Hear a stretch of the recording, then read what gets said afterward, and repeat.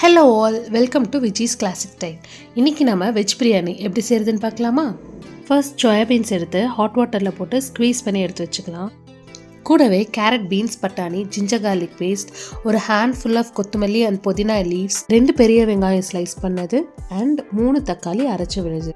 ஒரு குக்கர் எடுத்து அதில் 60 ml ஆஃப் ஆயில் ஆட் பண்ணிக்கிறேன். அண்ட் மசாலா ஐட்டம்ஸ் எல்லாத்தையுமே இது கூடயே ஆட் பண்ணிக்கலாம். பே லீஃப், பட்டை, கிராம்பு, சோம்பு அண்ட் ஸ்டார் அனஸ் ஆட் பண்ணியிருக்கோம்.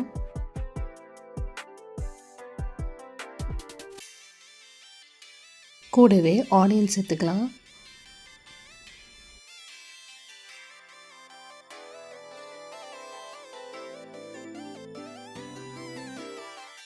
லைட்டாக கலர் சேஞ்ச் ஆனதும் இது கூட நம்ம கொத்தமல்லி, புதினா, கருவேப்பிலை சேர்த்துக்கலாம். சாட்டே பண்ணிவிட்டு ஜிஞ்சர் கார்லிக் பேஸ்ட் ஆட் பண்ணிக்கலாம்.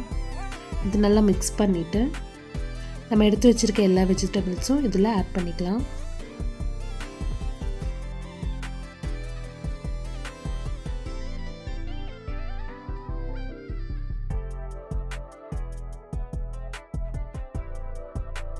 ஜிஞ்சர் கார்லிக் பேஸ்ட்டோட பச்சை வாசம் போனதும் தக்காளி பியூரை ஆட் பண்ணிக்கலாம்.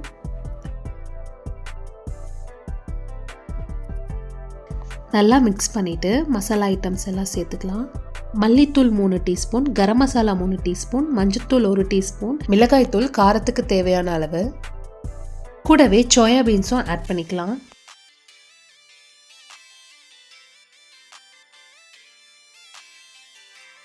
நல்லா வணக்கி விட்டுக்கலாம். நான் 2 கப் பாஸ்மதி ரைஸ் எடுத்திருக்கேன். 1 கப் ரைஸுக்கு 2 கப் வாட்டருங்கிற ரேஷியோவில் நான் மொத்தம் 4 கப் தண்ணி எடுத்திருக்கேன். மிக்ஸ் பண்ணி விட்டுக்கலாம். ஒரு கொதி வந்ததும் இதில் இப்போ நம்ம ரைஸ் ஆட் பண்ணிக்கலாம்.